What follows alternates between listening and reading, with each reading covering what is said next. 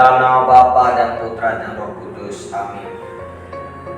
Hari ini kita akan merenungkan bacaan dari Injil Lukas pasal 11 ayat 47 sampai 54 bersama dengan saya, Frater Yosef Elo Setiani. Setiap kali Yesus berbuat baik, tentu saja ada orang yang tidak menyukainya. Setiap kali Yesus ingin menunjukkan kebesarannya, pasti ada orang yang membencinya. Setiap kali kita melakukan kebaikan, tidak semua orang menyukai kita. Setiap kali kita ingin menolong orang, pasti saja ada orang lain yang membenci kita. Dalam hal ini mau mengisahkan bagaimana orang-orang Yahudi, ahli Taurat dan orang-orang Farisi berusaha mencelakakan Yesus.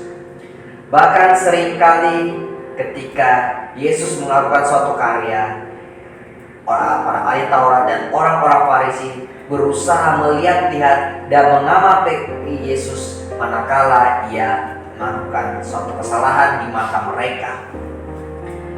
Dan karena itulah, saudara-saudari yang terkasih dalam Tuhan kita Yesus Kristus, Yesus dalam bacaan Injil hari ini mau mengecam para ahli Taurat dan orang-orang Farisi bahwa celakalah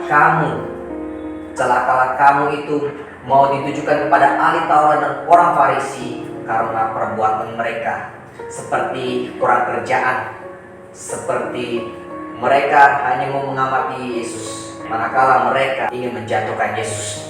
Mengapa mereka ingin melakukan hal itu?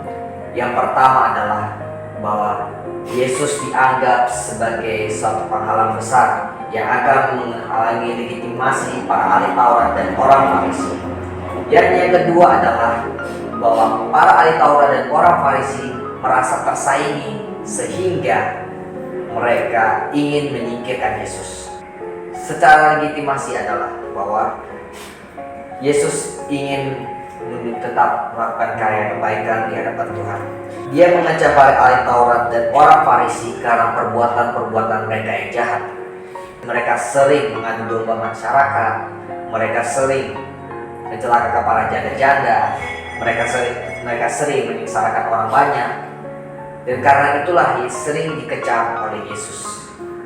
Kecaman Yesus ini ditujukan kepada mereka supaya mereka sadar. Kembali kepada masalah tadi bahwa ketika kita berbuat baik, pasti saja ada orang yang tidak menyukai kebaikan kita.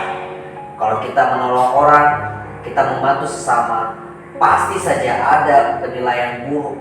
Pasti saja ada orang yang tetap membenci kita walaupun kita sudah berbuat baik. Tetapi yang mau ditegaskan di sini adalah tetaplah berbuat baik kepada semua orang. Dan karena itulah saudara-saudari yang terkasih dalam Tuhan kita Yesus Kristus, memang dalam kehidupan kita pasti ada orang yang tidak menyukai kita. Tetapi kita belajar dari Yesus supaya kita tetap melakukan kebaikan kepada semua orang. Meskipun pada akhirnya kita tidak sukai oleh orang lain, tetapi kita sudah melakukan apa yang benar di hadapan Tuhan. Amin. Semoga demikian. Dalam nama Bapa dan Putra dan Roh